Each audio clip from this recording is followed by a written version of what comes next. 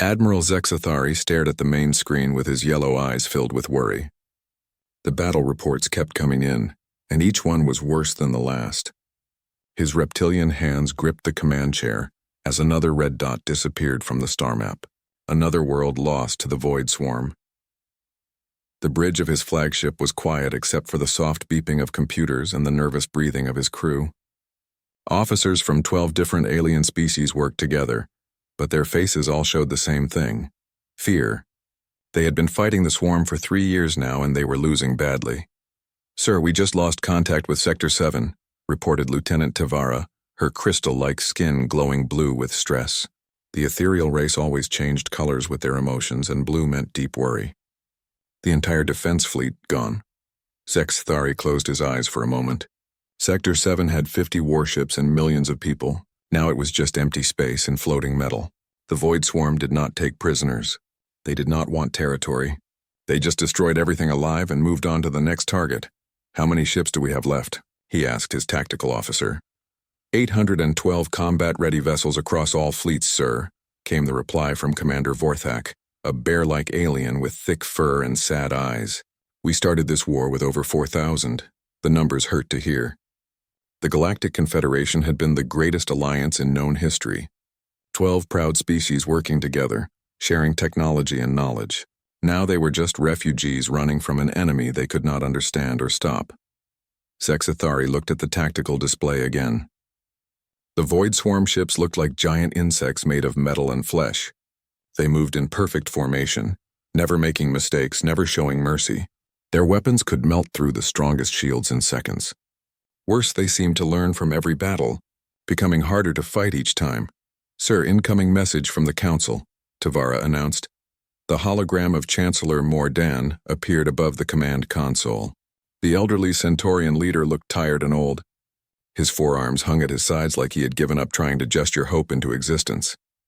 "Admiral," Mordan said slowly, "the Council has made a decision. We are pulling back to the core worlds. All Outer Rim territories are to be abandoned." Zexathari felt his heart sink. The Outer Rim had billions of people on hundreds of worlds. "Chancellor, if we abandon the Rim, the swarm will have a clear path to our home worlds, yes," Mordan interrupted. "But if we spread our forces too thin, we will lose everything anyway. At least this way, we can make our final stand with our remaining ships together." The word final hung in the air like a death sentence. No one wanted to say it out loud, but everyone knew what it meant. This was not a retreat to regroup and fight again. This was the beginning of the end. "What about the humans?" asked Commander Vorthak suddenly. "Any word from Earth?" The bridge fell silent. Earth had gone quiet 18 months ago. The last message from humanity had been strange and short. "We remember the old ways." "Hold the line." Then nothing. No distress calls, no requests for help, no surrender broadcasts. Just silence. "We must assume they are gone," Chancellor Mordan said quietly. The swarm hit their sector hard. Earth was one of the first targets.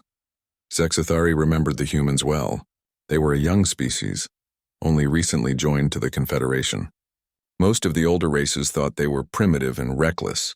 Humans used simple technology and crude weapons compared to the elegant energy weapons of the ethereals or the bioships of the Saurians. But they had something else. They never gave up, even when they should. During the early battles with the swarm, human ships would keep fighting even when their hulls were broken and their engines dead. Other species would retreat when the odds were bad, but humans would fly straight into enemy formations if it meant saving others. It was foolish and brave at the same time. "Admiral, we need to move soon," Tavara said, checking her instruments. "Swarm scouts are only 6 hours away from the Nexus Gate." The Nexus Gate was the most important strategic point in this part of the galaxy. It was an ancient structure that allowed ships to travel between star systems quickly. If the swarm took control of it, they could reach the core worlds in days instead of months. "Begin evacuation procedures," Zexathari ordered. "All civilian ships go first. Military vessels will cover the retreat." As his crew began sending orders to the fleet, Zexathari thought about how they had come to this point. The void swarm had appeared from the dark space between galaxies 3 years ago. No one knew where they came from or what they wanted. They just attacked anything that lived. Their ships were like nothing anyone had seen before. They looked alive but moved like machines. Some were as big as space stations, others small and fast like fighter jets. They all worked together like parts of one giant creature with one mind. The first battles had been disasters. The swarm's weapons cut through shields and armor like they were made of paper. Their ships could repair themselves during battle. When one was destroyed, the pieces would float to other swarm ships and become part of them. The aliens had tried everything. The Valorians used their most powerful energy weapons. The hegemony sent their largest battle cruisers. The ethereals tried to communicate with the swarm using telepathy. Nothing worked. The swarm just kept coming, world after world, system after system. "Sir, we're receiving some strange signals," Tavara announced, her crystal skin now glowing orange with confusion. "They're very faint, coming from deep space." "Swarm communications?" asked Vorthak. "No, sir, these are different. The encryption is very old. Older than any database we have," Zexthari frowned. "During a war like this, old signals usually meant abandoned ships or automated distress beacons from dead worlds. Can you decode them?" "Working on it, sir. The language patterns are unusual. They don't match any known species." Before Zexthari could respond, alarms began ringing throughout the ship. The main screen showed new contacts appearing at the edge of sensor range. "Lots of them. Swarm fleet incoming," shouted the tactical officer. "Estimated arrival time 4 hours. All ships, this is Admiral Zexthari," he announced on the fleet communications channel. "Emergency evacuation order. All civilian vessels jump to safe coordinates immediately." Military ships formed defensive positions around the Nexus Gate. As hundreds of ships began moving across the star field, Zexthari watched the swarm approach. Their formation was perfect as always, like a dark cloud spreading across space. Soon they would control another strategic point and the Confederation would be pushed back even further. "Sir," Tavara said quietly, "I'm still picking up those strange signals. They're getting stronger." "Focus on the evacuation, Lieutenant," Zexthari replied. Whatever those signals were, they would have to wait. Right now he had to save as many lives as possible before the darkness swallowed them all. But somewhere in the back of his mind, he wondered about the humans and their last message. We remember the old ways. What had they meant by that? And why did he feel like something important was about to happen? The evacuation from the Nexus Gate had been a nightmare. Zexthari sat in his command chair, watching the damage report scroll across his screen. They had lost 63 ships during the retreat, including 2 heavy cruisers and a medical transport full of wounded soldiers. The swarm now controlled the gate just as everyone had feared. "Admiral, incoming priority message from the research vessel Crystal Dawn," Tavara announced. Her crystal skin was still glowing orange, which meant she was confused about something. "Put them through," Zexthari replied. The hologram of Dr. Kellen appeared above the console. The ethereal scientist looked excited despite everything that had happened. Her crystalline features were bright white, which meant discovery or breakthrough. "Admiral, we have found something incredible in the outer nebula region," Dr. Kellen said quickly. "We were scanning for swarm activity when we detected massive energy signatures. They're not swarm technology, sir. They're something else entirely." Zexthari leaned forward. "Explain. The energy patterns are ancient, Admiral. I mean, really ancient. Our dating system suggests the technology is at least 50,000 years old, maybe older. But the signatures are moving, which means whatever is out there is still active." Commander Vorthak looked up from his tactical station. Could it be some kind of automated defense system? Something left behind by an extinct civilization? "That's what we thought at first," Dr. Kellen continued. "But the movement patterns are too complex for simple automation. These signatures suggest large vessels, possibly an entire fleet." Zexthari felt a chill run down his spine. An ancient fleet that had been hidden for 50,000 years, suddenly becoming active during the worst crisis in galactic history. It seemed too convenient to be coincidence. "Doctor, have you been able to determine who built these vessels?" "That's the strange part, Admiral. We found fragments of communication signals attached to the energy signatures. Tavara has been helping us decode them and the results are disturbing." Tavara's skin shifted to deep blue. "Sir, the signals contain human language markers. Not modern human, but definitely from Earth's linguistic family. The problem is these signals are as old as the energy signatures themselves." The bridge fell silent. Everyone was thinking the same impossible thing. How could human language be attached to technology that was older than recorded galactic history? "There's more," Dr. Kalen added. "We've been analyzing historical records trying to understand the connection. Admiral, did you know that human technological advancement was unusually rapid? What do you mean? Zexathari asked. Most species take thousands of years to develop space travel after they discover fire. Humans did it in less than 10,000 years. That's incredibly fast, almost impossible without outside help. Vorthak growled softly, which was what his species did when they were thinking hard. Are you suggesting the humans had help from whoever built these ancient ships?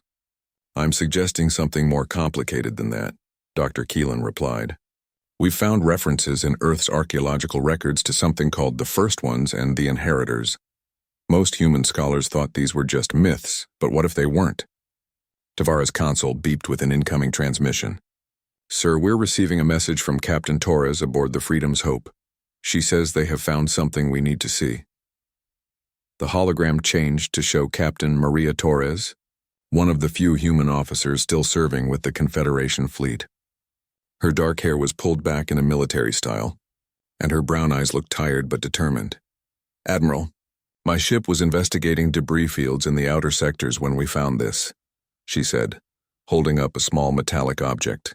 It's a data core from a human exploration vessel that went missing 2 years ago. The ship was called the Pathfinder, and they were investigating some ruins on the moon of a dead world. What kind of ruins? Zexathari asked. Ancient ones, sir. The data core contains their final reports before they disappeared. According to this, they found a massive underground complex filled with technology that shouldn't exist. The technology was clearly not human, but it responded to human DNA somehow. Captain Torres paused and looked directly at the camera. Admiral, the report mentioned something called Protocol Lazarus. The crew believed they had found evidence that humans were meant to inherit this technology, but only when they were ready. Ready for what? Vorthak asked. To fight something called the Old Enemy, Torres replied. Sir, the data core contains references to a great war that happened before recorded history. Some kind of cosmic threat that the First Ones fought and defeated, but at great cost. They left their technology behind for their inheritors to use if the enemy ever returned. Zexathari felt pieces of a puzzle clicking together in his mind. Captain, show me the exact coordinates where this ship was found. Torres shared the location data, and Tavara immediately plotted it on the star map. The coordinates were in the same region where Dr. Kellen had detected the ancient energy signatures. There's something else, Torres continued. The data core contains a partial transmission that the Pathfinder crew received just before they disappeared. It was coming from Earth. Earth has been silent for 18 months, Vorthak pointed out. Not silent, sir. Hidden, Torres corrected. The transmission talks about awakening the Guardians and preparing for the return. Admiral, I don't think humanity was destroyed by the swarm. I think they went home to wake something up. Before anyone could respond, alarms began sounding throughout the ship. The tactical officer called out, Admiral, long-range sensors are detecting massive objects emerging from the nebula region. The signatures match what Dr. Kellen found, but they're much closer now. Zexathari stood up and walked to the main screen. Show me. The display changed to show the outer edge of their sensor range. At first, there was nothing but empty space and distant stars. Then slowly, shapes began to appear. They were huge, much larger than any ship in the Confederation fleet. Their designs were unlike anything Zexathari had ever seen. Smooth and organic-looking, but clearly artificial. Sir, we're receiving a transmission, Tavara announced, her skin now glowing bright white with excitement and fear. From the approaching ships? No, sir, from Earth. It's the first signal we've received from human space in 18 months. Put it through. The voice that came through the speakers was calm and confident, speaking in accented English that somehow sounded both familiar and ancient. This is Captain Sarah Chen of the Earth Defense Fleet. To all Confederation forces in this sector, please maintain your current positions. We are coming to join the fight. The transmission ended, leaving the bridge in stunned silence. Finally, Vorthak spoke in a whisper. The humans are alive. Not just alive, Zexathari said, staring at the massive shapes on the screen. They're coming with ships that are older than our entire civilization. Tavara looked at her instruments with growing amazement. Sir, those vessels, they're not just ancient. They're impossible. The energy readings suggest technology far beyond anything we understand. As they watched, more shapes emerged from the nebula, an entire fleet of massive ancient vessels all heading toward the war zone. Each ship looked like it had been grown rather than built, with smooth curves and surfaces that seemed to shift and change as they moved. "Admiral," Dr. Keelan's voice came through the communication system. "I'm reading something incredible. These ships, they're not just carrying human crews. The technology itself has been integrated with human biology somehow. It's like the ships and crews have become one thing." Zexathari felt his hands trembling as he gripped his command chair. The humans had not just survived the swarm's attack. They had gone away and become something else, something more than they had been before. "All ships, this is Admiral Zexathari," he announced on the fleet communication channel. "Prepare to receive human vessels of unknown capabilities. And may the ancestors help us all, because I think we're about to see what humanity becomes when they stop holding back." The human fleet approached like a dream made real. Zexathari stood on his bridge, watching vessels that seemed to flow through space rather than fly through it. Each ship was kilometers long, their hulls gleaming with an inner light that pulsed like a heartbeat. They moved in perfect formation, but not the rigid patterns of military vessels. This was something organic, alive. "Admiral, the lead human ship is requesting permission to come alongside," Tavara reported. Her crystal skin kept shifting between colors. White for wonder, blue for worry, orange for confusion. She could not settle on just one emotion. "Granted," Zexathari replied. "And Tavara, open a channel to the entire fleet. Everyone needs to hear this." The main screen activated and Captain Sarah Chen appeared, but she was not the same as the humans everyone remembered. Her skin had a faint silver glow and her eyes held depths that seemed older than her face. When she spoke, her voice carried harmonics that made it sound like music. "Admiral Zexathari, it is good to see you again," she said with a smile that was both warm and sad. "I know you have questions about what has happened to us. We will answer them all, but first you need to understand what we are fighting." "Captain Chen," Zexathari began, "where have you been? Earth went silent 18 months ago. We thought you were all dead." "Not dead, Admiral, changed." Captain Chen's expression grew serious. "When the swarm first attacked our outer colonies, we did what humans have always done when faced with impossible odds. We went looking for help in places others would not dare to search." The screen split to show images of Earth's moon, but instead of the gray, empty surface everyone knew, these pictures showed massive structures buried beneath the lunar surface. Gleaming tunnels and vast chambers filled with technology that seemed to blend machine and living tissue. "We found the ruins of the first ones," Captain Chen continued. "Not just ruins, Admiral. We found their sleeping guardians waiting for the day when their inheritors would need them." Commander Vorthak leaned forward in his chair. "Captain, are you saying that humans are descended from this ancient race?" "Not descended from them," Captain Chen corrected. "Chosen by them. 50,000 years ago, the first ones fought a war against creatures from the void between galaxies. They won, but the cost was everything they were. Before they transcended beyond physical existence, they left their technology and knowledge for a species they believed would one day be worthy of it." Captain Torres, who had been listening from her own ship, spoke up on the communication channel. "Sarah, the data we found suggested that the enemy would return." "Is that what the swarm is?" "The Void Swarm is not the original enemy," Captain Chen replied. "They are something worse. They are a weapon created by our true enemy, designed to awaken when the inheritors finally claim their birthright. The moment we began integrating with First One technology, the swarm activated." Zexathari felt cold fear creep up his spine. "You mean this entire war happened because humanity discovered their inheritance?" "Yes and no," Captain Chen said. "The war was always going to happen. The swarm was sent here long ago, programmed to activate when sensors detected First One technology being used again. But we are not sorry for what we became, Admiral, because now we can protect you all." The screen changed to show the interior of Captain Chen's ship. It was unlike anything anyone had ever seen. The walls seemed to be alive, pulsing with soft light. Crew members moved through corridors that reshaped themselves as needed. Humans and technology had become one thing, impossible to separate. "This is what we chose," Captain Chen explained. "To merge our consciousness with the guardians, the first ones left behind. We are still human, but we are also something more. We have their knowledge, their technology, their purpose." Dr. Kellen's voice came through the communication system from her research vessel. "Captain, the energy signatures we detected, those are not just ships, are they?" "You are very perceptive, Doctor. No, they are not just ships. They are living vessels grown from First One biotechnology and bonded with human crews. Each ship is a partnership between our species and theirs, between the past and the future. As if to demonstrate, Captain Chen's ship began to change shape. The hull flowed like liquid metal, extending new sections and retracting others. Weapon ports opened that had not been there before, revealing energy cannons that glowed with contained starfire. "My God," whispered one of the alien officers on Zexathari's bridge. "The first ones were builders and protectors," Captain Chen continued. "They created beauty and defended life wherever they found it.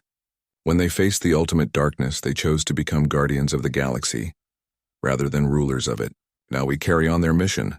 "Captain," Zexathari asked, "and can you defeat the swarm?" For the first time, Captain Chen's expression showed something like sadness. "Admiral, the swarm you have been fighting is just the advance force. The real enemy is still coming. But yes, we can defeat them. Not just the swarm, but the intelligence that sent them. We have the weapons and knowledge to end this threat forever." The communication channel suddenly filled with excited voices from across the Confederation fleet. Alien officers were crying, laughing, shouting with relief and joy. After 3 years of losing battles and watching worlds die, someone was finally offering them hope. "All human vessels, this is Captain Chen," she announced to her own fleet. "Begin Phase 1 deployment. Show our allies what we have learned." What happened next would be remembered for generations. The human ships spread out across space, each one beginning a transformation that defied understanding. Their hulls opened like flowers, revealing internal structures that pulsed with life.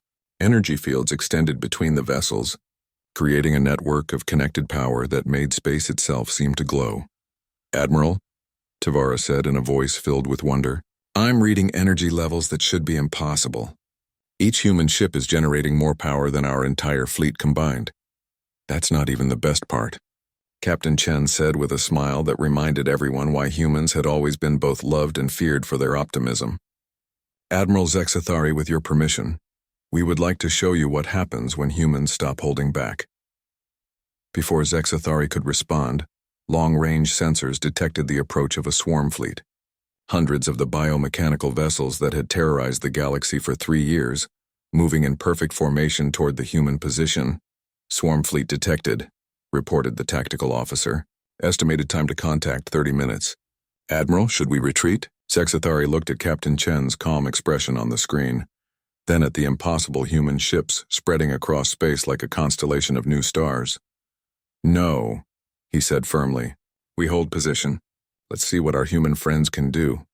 Captain Chen's smile grew wider. "Thank you for trusting us, Admiral. All human vessels prepare for combat operations. It's time to remind the galaxy why the first ones chose us as their inheritors." As the human fleet prepared for battle, something extraordinary happened. Throughout the Confederation fleet, alien crew members began to weep. Not from fear or sadness, but from joy and relief so pure it could not be contained. After 18 months of believing humanity was extinct, after 3 years of losing every battle, they were about to witness the return of their most stubborn and hopeful allies.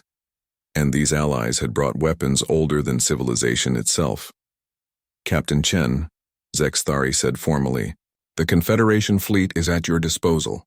Tell us how we can help." "Just watch, Admiral," Captain Chen replied. "And remember this moment. Because today the galaxy learns that some things are worth any sacrifice to protect." The swarm fleet emerged from hyperspace like a dark cloud spreading across the stars. Zexathari had seen them attack many times before, but it never got easier to watch. Hundreds of biomechanical vessels moved in perfect unity, their hulls gleaming with organic armor and bristling with weapons that could tear through any known defense. "Swarm formation analysis complete," reported the tactical officer. 347 vessels, including 12 super-heavy assault ships. "Admiral, this is one of their largest fleets." Zexathari gripped his command chair and prepared to give the order to retreat. The Confederation fleet had only 200 ships, and even with the mysterious human vessels, they were outnumbered. But before he could speak, Captain Chen's voice came through the communication system.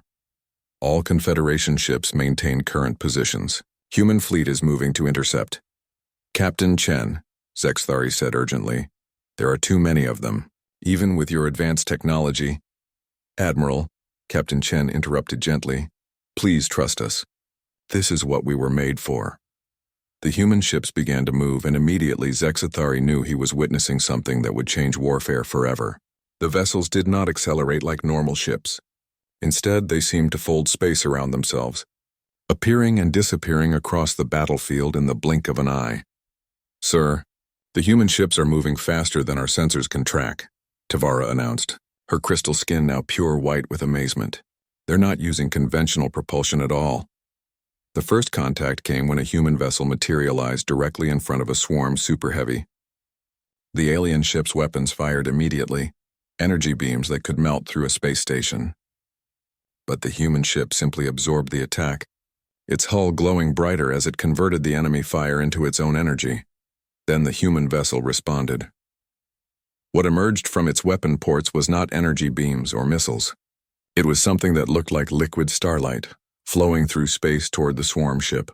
When it made contact, the enemy vessel simply stopped existing. Not destroyed, not blown apart. It was unmade on a fundamental level, its matter converted into energy that the human ship absorbed. "Dear ancestors," whispered Commander Vorthak. "What kind of weapons are those?" "Not weapons," came Dr. Keelan's voice from her research ship. "I'm reading the energy signatures. They're using controlled matter conversion. They're literally eating the enemy ships." Across the battlefield, the human fleet engaged the swarm with devastating effectiveness. Each human vessel fought like it was alive, their hulls flowing and changing shape to adapt to different combat situations. When swarm ships tried to ram them, the human vessels simply opened holes in their hulls to let the enemies pass through, then closed around them like living traps. "Admiral, look at this," Tavara said, pointing to her sensor display. "The human ships are communicating with each other, but not through normal channels. They're using some kind of telepathic network."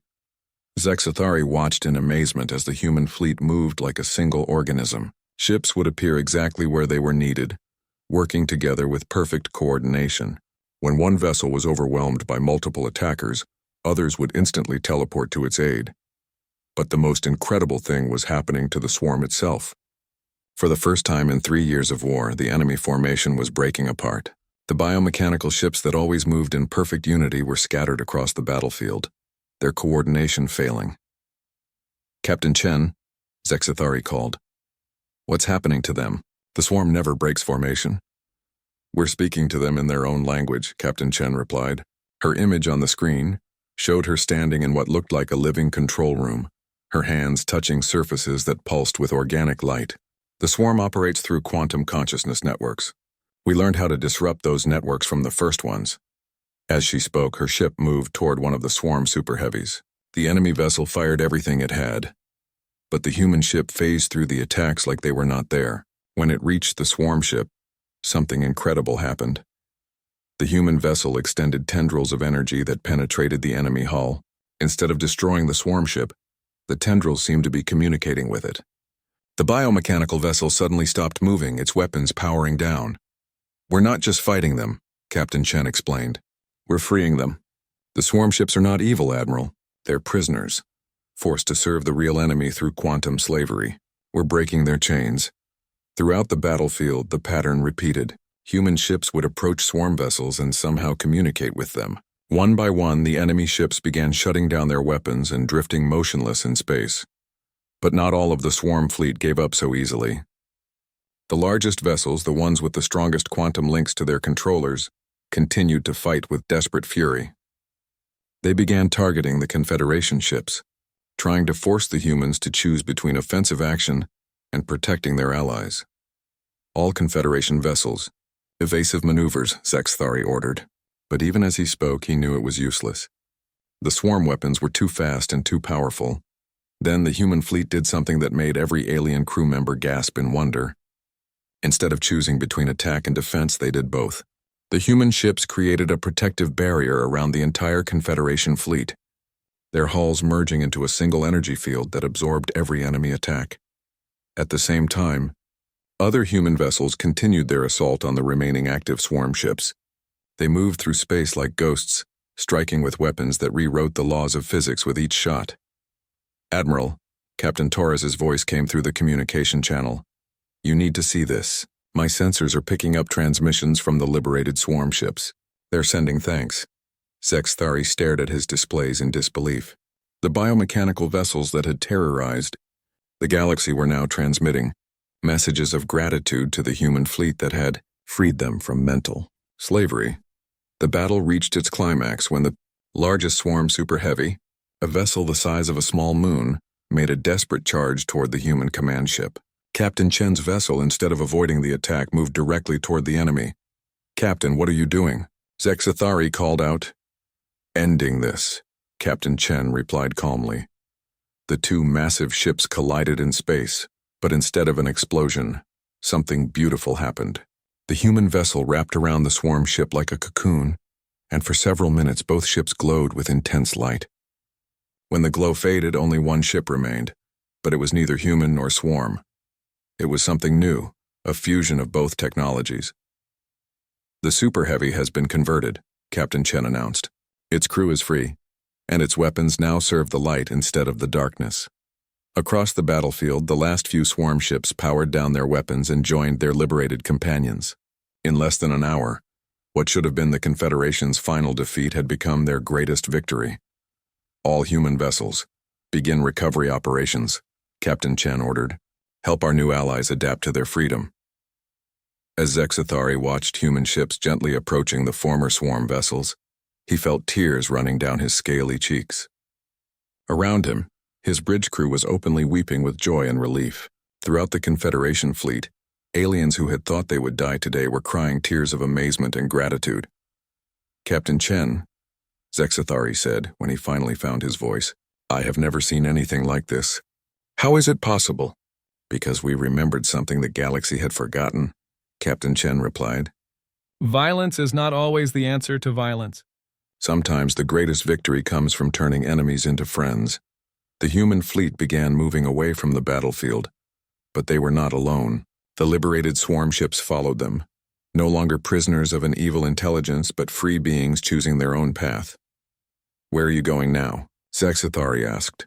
"To find the source," Captain Chen answered. "The intelligence that created the swarm is still out there, still sending more weapons against the galaxy. We're going to end this war permanently." As the combined human and former swarm fleet prepared to leave, Captain Chen appeared on the screen one last time. "Admiral, tell the Confederation Council that humanity keeps its promises. We said we would remember the old ways and hold the line. Now we're taking the fight to the enemy's home. Keep the galaxy safe until we return." Zexathari stood and saluted as the incredible fleet disappeared into hyperspace. Around him his crew was still crying, but now they were tears of hope instead of despair. 6 months had passed since the miraculous battle where humanity's ancient fleet had turned the tide of war. Zexathari stood in the rebuilt command center on Unity Station, watching ships from dozens of species work together to repair the damage caused by 3 years of fighting. But today was special. Today the humans were coming home. "Admiral, long-range sensors are detecting the human fleet approaching from the outer rim," Tavara reported. Her crystal skin glowed with warm yellow light, the color of contentment and peace. "They're broadcasting an all-clear signal." Zexathari smiled, something he had been doing much more often lately. "Put me through to the entire Confederation. Everyone should hear this." The communication channels opened to connect him with millions of beings across hundreds of worlds. Leaders, soldiers, families, children. Everyone who had lived through the terror of the Swarm War was waiting to hear what had happened to their protectors.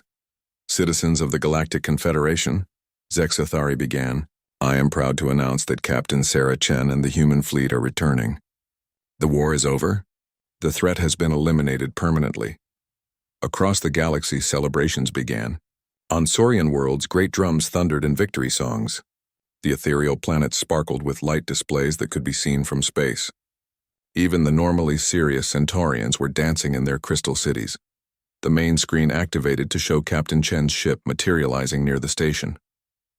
But something was different. The vessel looked even more beautiful than before. Its biomechanical hull now decorated with patterns that seemed to tell stories of distant worlds and ancient battles. "Admiral Zexathari," Captain Chen's voice came through the speakers, warm with affection and exhaustion. "Permission to dock and report mission complete." "Permission granted, Captain, and welcome home." An hour later, Captain Chen stood in the station's main conference room, addressing the assembled leaders of the Confederation. She still had that faint silver glow to her skin, and her eyes still held depths that spoke of cosmic knowledge. But now she also looked tired in a way that went beyond physical exhaustion. "The source of the swarm has been destroyed," she announced simply. "The intelligence that created them was ancient and powerful, but it was also alone and afraid. In the end, we did not need to destroy it. We helped it remember what it had forgotten. Chancellor Morden leaned forward in his chair. Captain, please explain what you found out there. Captain Chen activated a holographic display that showed star charts of regions beyond the galactic rim. The enemy was not evil by choice. Long ago, it was part of the same cosmic community that included the first ones. But when a plague of madness swept through the universe, it became infected and forgotten its original purpose. The display showed images of vast, twisted structures floating in the void between galaxies. For millions of years, it created weapons like the Swarm to fight an enemy that no longer existed. When we found it, the entity was completely insane, trapped in a war that had ended before our galaxy was even formed. Dr. Kellen, attending via hologram from her research ship, asked, "How did you cure something that ancient and powerful?" "The same way the first ones taught us to cure the swarm ships," Captain Chen replied. "With compassion instead of violence. We showed it memories of peace, reminded it of what the universe was like before the madness. It took months, but eventually it remembered. The holographic display changed to show the twisted structures transforming into something beautiful. Gardens of living crystal growing in the void, biomechanical creatures that sang instead of fought, entire worlds being born from reformed matter. The entity is now using its power to heal the damage it caused," Captain Chen continued. "It's creating life instead of destroying it. The threat to our galaxy is over forever." Admiral Zexithari stood up slowly. "Captain, on behalf of the Galactic Confederation, I formally surrender command of all military forces to you and your fleet. You have proven that humanity deserves to lead us into whatever comes next." Captain Chen shook her head with a gentle smile. "Admiral, with respect, you misunderstand what we've learned. Leadership was never the goal. Protection was. We don't want to rule the galaxy, we want to guard it." She walked to the large window that looked out into space, where her fleet waited among the stars like gentle giants. "The first ones taught us that true strength comes from serving others, not commanding them. We're going to take our place as guardians of the outer darkness, making sure that nothing like the Swarm ever threatens our home again." "But what about Earth?" asked Captain Torres, who had been promoted to Admiral for her role in decoding the ancient signals. "What about humanity's place in the Confederation?" "Earth will always be our home," Captain Chen replied, "and humans will always be part of the galactic community. But some of us have chosen a different path. We're going to explore the spaces between galaxies, learning from the first ones and helping other civilizations that might face similar threats." Chancellor Morden stood up with obvious emotion.